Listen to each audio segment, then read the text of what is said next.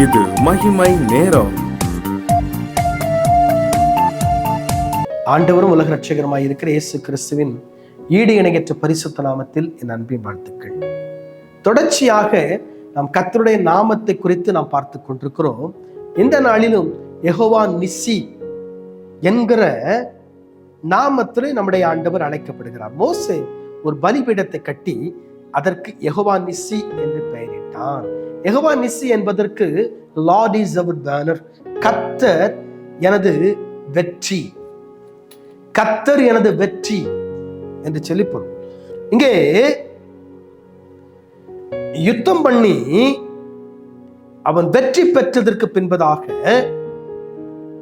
அங்கே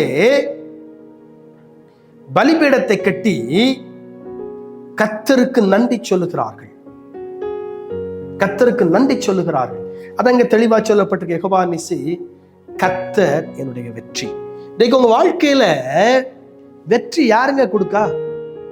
கர்த்தர் உங்கள் வாழ்க்கையில வெற்றியை கொடுக்கிறாரா? யோசித்து பார்க்கணும். ஆண்டவர் உங்களுடைய வாழ்க்கையில வெற்றியை கொடுக்கிறாரா? உங்க வாழ்க்கையில ஏன் வெற்றி வரல? கர்த்தர் உங்களை நடத்தவில்லை. தெரிஞ்சுக்கணும், கர்த்தர் உங்களை நடத்தவில்லை. கர்த்தர் உங்களை நடத்தவில்லை. கர்த்தருடைய சித்தத்திற்கு மாறாய் ஓடுகிறீர்கள். கர்த்தருடைய திட்டத்திற்கு எதிராய் ஓடுகிறீர்கள். ஏன்? ஒரு குடும்பத்துல ஒரு நபர் கர்த்தருடைய திட்டத்திற்கு எதிராய் ஓடினால் அந்த குடும்பம் பாதிக்கப்படும். எப்படி சொல்றீங்க?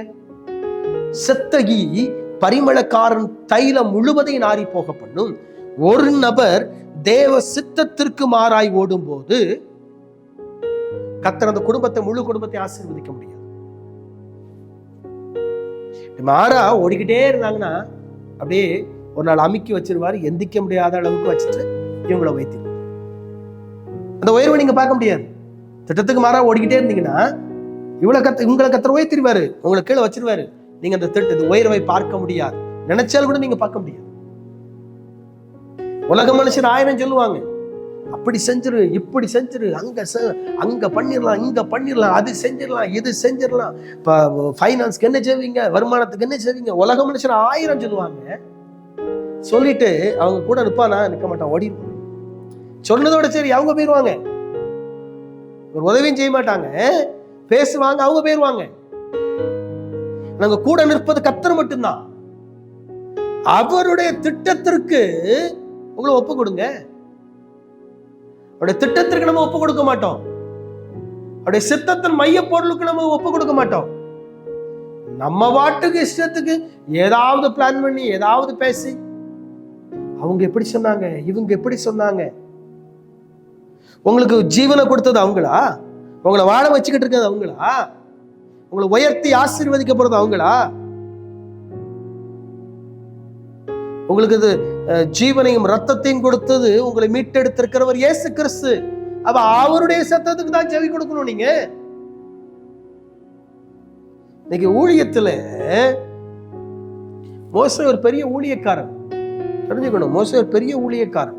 ஒரு செஞ்ச மாபெரும் ஊழியம் இஸ்ரவேல் ஜனங்களை வழி நடத்தினது. ஆனா எந்த இடத்துலயாவது மோசே கர்த்தரை தவிர வேற யார்ட்ட ஆலோசனை கேட்பாரு? கர்த்தர்ட்ட போய்கிட்டு தான் வருவார்.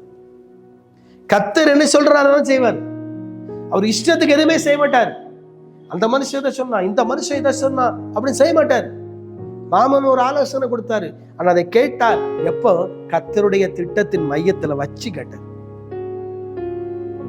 உலக மனுஷன் ஆலோசனை கொடுப்பாங்க, ஆனா அந்த ஆலோசனை தேவ திட்டத்தின் மையத்துல இருக்கான்னு பார்க்கணும். தேவ திட்டத்தின் மையத்தில் இருக்கிறதான்னு பார்க்கணும். தேவன் உங்களை ஆசீர்வதிக்கும் போது உயர்த்தி ஆசீர்வதிப்பார். மோசே செஞ்ச மாபெரும் ஊழியம். அந்த ஊழியத்தினுடைய எஜமானனாய் இருக்கிற கர்த்தர் கொடுக்கிற திட்டத்தை தான் அவர் செயல்படுத்துறார். ஆகவேதான் வெற்றி கிடைச்சதுங்க. கர்த்தர் கொடுக்கிற திட்டத்தை நீங்கள் செயல்படுத்தாத வரைக்கும் உங்களுடைய வாழ்க்கையில வெற்றி இல்லை. உங்களுடைய வாழ்க்கையில வெற்றி இல்லை. கர்த்தருடைய திட்டத்திற்கு மாறி நீங்கள் ஓடிக்கொண்டே இருக்கிறீர்கள். ஆகவே உங்க வாழ்க்கையில அற்புதம் இல்லை. ஆகவே உங்க வாழ்க்கையில அதிசயம் இல்லை.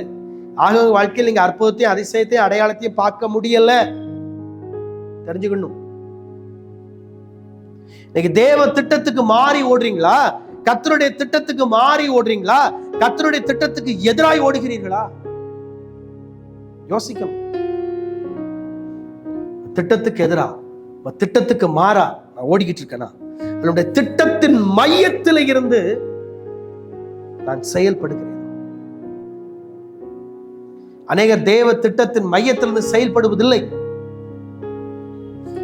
இந்த மோசே தேவ திட்டத்தின் மையத்தில் இருந்து செயல்பட்டார்.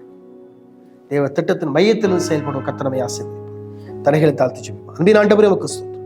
உம்முடைய திட்டத்தின் மையத்தில் இருந்து நாங்கள் செயல்படுவதற்கு உதவி செய்யும். இயேசுவின் நாமத்தில் ஜெபிக்கிறோம் பிதாவே, ஆமென்.